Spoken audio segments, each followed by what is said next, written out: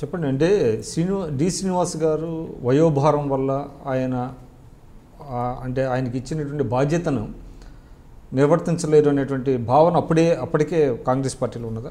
కాంగ్రెస్ పార్టీకి లేదు, మాకు కాంగ్రెస్ అభిమానులకు ఆ పార్టీ ఎమ్మెల్సీలకి సంబంధించినటువంటి మాకు ఓకే దాన్ని మేము ప్రజెంట్ చేసాం. అదైన తర్వాత ఓటింగ్ అన్నారు, ఒప్పుకున్నాము. అయితే ఓటింగ్ జరుగుతున్నటువంటి క్రమంలోనే ఒకరు వాళ్ళ అభిప్రాయం చెప్తున్నటువంటి క్రమంలోనే రాజలింగం గారని సీనియర్ నాయకులు, కాంగ్రెస్ పార్టీకి సంబంధించిన సీనియర్ నాయకులు, ఆయన మాతో చెప్పింది ఏంటంటే రాత్రి డి శ్రీనివాస్ గారు నా ఇంటికి ఒక మనిషిని పంపించాడు, ఒక 25 లక్షల రూపాయలు నాకు ఇస్తానన్నారు, తనకు ఓటు వేయమని చెప్పి అని చెప్పినప్పుడు ఆ విషయం మా దృష్టికి వచ్చింది. అది అప్పుడే తెలిసింది. రాజలింగం గారు ఓటుని అడిగారు, ఆయన రాజలింగం గారి ఓటుని తనకి వేయమని చెప్పి డి శ్రీనివాస్ గారు పంపించారు. అది ఎప్పుడైతే తెలిసిందో మేము ఓటింగ్ అవగానే ఒక ఓటుతో గెలిచామని చెప్పగానే మేము చెప్పాం వైలర్ రవి గారికి, దిగ్విజయ్ సింగ్ గారికి చెప్పినాం, సరే ఇది జరిగింది, రాత్రి తన దగ్గరికి వచ్చారు, ఇది అడిగినారు, ఇట్లా కొంతమందిని నిన్న రాత్రి ప్రలోభం చేసి ఈ విధంగా రాత్రి మార్చేసినటువంటి పరిస్థితి ఉంది. నిన్నటి వరకు మాకు ఉన్నటువంటి మెజారిటీ గారు ఈరోజు ప్రస్తుతం ఆయన మీ పార్టీలో ఉన్నారు, అయినా కూడా మరి వాస్తవమే కదా, వాస్తవాన్ని అయితే మనం కాదండి. అన్న సందర్భంలో వైలర్ రవి గారికి, తర్వాత దిగ్విజయ్ సింగ్ గారికి మేము చెప్పాం, మేమంతా 7-8 మంది ఎవరైతే ఉన్నాం, మేమందరం కూడా సార్ మీరు ఇది పార్టీ నిర్ణయం అయితే మేము ఒప్పుకోము, ఈ విధంగా మేము చాలా ఫెయిర్గా మేము చేసినాము, ఆ విధంగా చేయటం బాగాలేదు, సో మీరు నిర్ణయాన్ని మార్చండి, మీ ఇష్టం ఉన్న వాళ్ళని నాయకునిగా పెట్టండి, కానీ అవసరం మీడియాకు వచ్చినట్లేదండి, లేదు రాలేదు, అంటే ఇంటర్నల్గానే this is the first time మీరు ఎస్ అవసరమైతే వీళ్ళిద్దరినీ కాదని మీరు ఇంకొక వ్యక్తిని ఎవరినైనా పెట్టండి, మాకు అభ్యంతరం లేదు, కానీ ఇది అతన్ని అనౌన్స్ చేస్తే మాత్రం కరెక్ట్ కాదు, మీరు ఒకవేళ అతన్ని అనౌన్స్ చేస్తే కనుక మేము ఈ పార్టీలో కొనసాగలేము. అంటే ఎందుకు క్యాబినెట్ ర్యాంక్ ఉంటుంది దానికోసం అంటారా? కాదు, విధానపరంగా ఒక వ్యక్తి డబ్బులు ఖర్చు పెట్టి లీడర్ ఆఫ్ ద అపోజిషన్ అనేది దాన్ని మీకు అంటే ఆ రోజు ఫ్లోర్ అంటే నాయకుడిగా ఉండటం వల్ల by virtue of that post they enjoy the cabinet rank. అంటే ఇప్పుడు నేను వద్దన్నాను, షబీర్ గారికైనా పర్వాలేదని చెప్పాను, by virtue of that cabinet rank వస్తుంది, ఆ ఇంపార్టెన్స్ పోకుండా ఉంటుంది అనేటువంటిది అయ్యి ఉంటుందేమో. రాజకీయాల్లో అంటే అంత డబ్బుని ఆఫర్ చేశారు ఒక మెంబర్ కంటే, పార్టీ ఒక్కరు కాదు, అట్లా ఎంతమంది చేస్తారో తెలీదు, బట్ జరిగినటువంటి ఎన్నికలు అది మొత్తం ఎంతమంది అంటే అప్పుడు మొత్తం 18 మంది.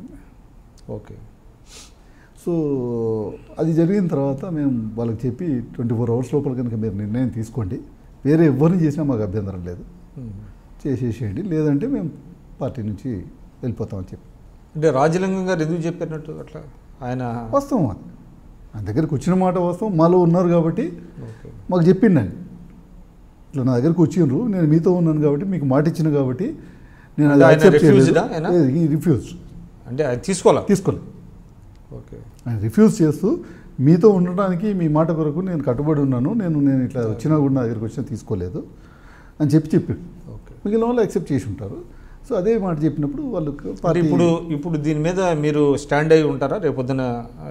ఈ ఆరోపణ మీరు డి శ్రీనివాస్ గారు ఈజ్ వెరీ అంటే senior most, but now he's a Rajya Sabha member in your own party, రేపొద్దున ఏదన్నా వచ్చినా కూడా మీరు you stand by your word. నేను అనేది ఏంటంటే ఈ వాస్తవం రాజలింగం గారు చెప్పారు, గతంలో కూడా ఆరోపణ చేయడం జరిగింది, ఇది వైలర్ గారికి పార్టీలో చర్చకు వచ్చింది, నేషనల్ రాజకీయ అందరికీ తెలిసినటువంటి విషయం, ఇదేం విధిన్ ద పార్టీ అందరికీ తెలిసినటువంటి విషయం, ఇదేం కొత్తగా వచ్చినట్టు, బయట ప్రజలకు కొత్తగా వచ్చు కానీ బట్ పార్టీలోనైతే అందరికీ తెలిసినటువంటి అంశం ఇది. అదైన తర్వాత డి శ్రీనివాస్ గారిని ప్రకటించగానే మేము సరే మనం ఏం చేద్దామని మేమంతా కూర్చొని మాట్లాడుకుని, మరి ఇక్కడ ఉంటే మళ్ళీ రేపొద్దున ఆయన నాయకుడు అయిపోయాడు, అధిష్టానానికి అత్యంత సన్నిహితుడు, రేపటి నుంచి మన ఇక్కడ మనుగడ లేకుండా మీ అభ్యంతరాన్ని మీ అధిష్టానం ఒప్పుకోవాలి. సో మేము నిర్ణయించుకున్నాం, ఇంకా మనం ఇప్పుడు ఆయన నాయకత్వంలో మనం పనిచేయాలి, ఇప్పుడు మనం ప్రాబ్లం అవుతుంది, అండ్ ఇప్పుడున్నటువంటి పరిస్థితుల్లో ఇది సాధ్యం కాదేమో అనే అధిష్టానం కూడా ప్రలోభాలకు లోనే ఉంటుందా? ప్రలోభాలకు లోనైందని నేను అనుకోను. అతని సీనియారిటీని గుర్తించిందా, లేకపోతే గతంలో పీసీ ప్రెసిడెంట్గా పనిచేసినటువంటి బట్ ఆయనకైతే మెజారిటీ వచ్చింది. మెజారిటీ వచ్చింది కానీ బట్ సరైనది కాదు అనేది అందరికీ తెలుసు. సరే జరిగిపోయింది, అయిపోయినాక అతను ఇదైంది. మేము మళ్ళీ సో దాంతో మీరు బయటకు మేము ఈ ఆలోచనలో ఉన్నాము, మేము ఏం చేస్తున్నాం అనేటువంటి సందర్భంలోనే టీఆర్ఎస్తో మాకు చర్చలు జరిగినాయి. దాంట్లోనే రావడం జరిగింది. వాళ్ళకు మేమేం షరతులు పెట్టలేదు, లేకపోతే మేమేమి ఇది చేయలేదు, మేము బేషరతుగానే చేయలేను, మేము ఎటువంటి ఇది కూడా ఇది చేయలేదు. అంటే కేవలం ఈ ఒక్క సంఘటన వల్ల మీరు పార్టీ మారారా? ఆ ఇదితోనే మారాము. ఆ ఇదితోనే అక్కడ అంటే మాలో ఆలోచన అక్కడ స్టార్ట్ అయింది. కానీ మొత్తం మిమ్మల్ని గంపగుత్తగా విలీనం చేసుకున్నట్టుగా ప్రకటించారు కదా? లేదు, అట్లేం ప్రకటించలేదు. మేము మా స్పీకర్ అదే అంటే కౌన్సిల్ చైర్మన్ గారు ప్రకటించలేదు. ఎందుకంటే మాకు పీరియడ్ కూడా లేదు, మాకు 6 నెలల లోపే ఉంది. టీడీపీ వాళ్ళని ప్రకటించినట్టు టీడీపీ ప్రకటించారు. బట్ మేము మాత్రం మాకున్న టైం కూడా 5 నెలలు 6 నెలలే మిగిలింది. మేము ఒకవేళ రిజైన్ చేసినా ఎన్నికలు జరిగేటువంటి పరిస్థితి కూడా లేదు. మా పీరియడ్ కానీ మరి మీరు ఎందుకు రాజీనామా చేసి వెళ్ళి ఉండాల్సింది కదా? అంటే మా పీరియడ్ 5 నెలలే ఉంది. 5 నెలలైనా 1 నెలైనా అది 4-5 నెలల పీరియడే ఉంది. మేము మద్దతు తెలిపాము అంతే. అందులోకి పోయి మేము జాయిన్ అయినటువంటిది. కానీ అది మీకు అనైతికం అనిపించలేదా? డిఫరెంట్ అంటే నేను అనేది ఏంటంటే మేము అనుకున్నది ఏంటంటే ఎట్లయినా 4-5 నెలల్లో అయిపోతుంది కదా అనేటువంటిది. ఇప్పుడు చేసినా కూడా ఎన్నిక రాదు. మీరు అంతటా మీరు చేయలేదా లేకపోతే వాళ్ళు చేయొద్దన్నారా? వాళ్ళే వద్దనలేదు, మేము కూడా దాని మీద డిస్కషనే రాలేదు. మేము చేస్తామని మేము ఆఫర్ చేయలేదు, చేయొద్దని వాళ్ళు అనలేదు. రెండూ లేదు. ఓకే, ఇది ఒక ఇది. రెండో ఇది ఏంటంటే మేము ఆలోచించుకున్నటువంటి ఇదిలో ఈరోజు కాంగ్రెస్ పార్టీకి ఇక్కడ నాయకత్వం చేయగలిగినటువంటి నాయకుడు ఎవరున్నారు? ఇదే ఇదిలో కనుక ఇదే తలలతో కనుక కాంగ్రెస్ పార్టీని నడిపిద్దాము అనేటువంటి ఇదిలో పోయినట్టయితే జానారెడ్డి గారు, అటు డి శ్రీనివాస్ గారు, ఇటు షబ్బిరెడ్డి గారు, తర్వాత పొన్నాల లక్ష్మయ్య గారు, ఇటువంటి వాళ్ళందరూ ఉన్నటువంటి పరిస్థితుల్లో తెలంగాణ నిజంగా వీళ్ళ చేతిలో వీళ్ళు ఏమైనా సాధించగలుగుతారా? మేమంతా ఉద్యమంలో పనిచేసిన వాళ్ళం. ఈరోజు ఆ నిర్ణయం తీసుకున్నటువంటి వాళ్ళందరం కూడా తెలంగాణ ఉద్యమంలో చాలా యాక్టివ్గా పనిచేసిన వాళ్ళు. ఈరోజు మాకు టీఆర్ఎస్లో కూడా మాకు ఆ రిసీవ్ చేసుకునేటువంటి విధానం మా పట్ల మీరు అన్నటువంటి బంగారు తెలంగాణ బ్యాచ్గానో లేకపోతే మీల వాళ్ళగానో లేదు. మమ్మల్ని రిసీవ్ చేసుకుంటున్నారు. ఎందుకంటే అనేక సందర్భాల్లో తెలంగాణ ఉద్యమంలో మేము క్రియాశీలమైన తెలంగాణ కాజ్ కోసం మీరు ఫైట్ చేశారు. తెలంగాణ ఉద్యమంలో క్రియాశీలమైన పాత్ర పోషించినాం కాబట్టి ఈరోజు మాకు ఇది లేదు. సో ఆ నాయకత్వాన్ని చూసినట్టయితే ఈరోజు మిగిలిన ప్రతిపక్ష నాయకుల్ని కనుక చూసినట్టయితే చాలా అంటే ఒక ఫనియెస్ట్ సిచ్యువేషన్ ఉన్నటువంటి పరిస్థితి ఉన్నది. వీళ్ళ నడిపేది వీళ్ళతో అవుతుందా, ఎటువంటి నాయకులు వీళ్ళు అనేటువంటిది ఒక మాకే ఇది అనిపించింది.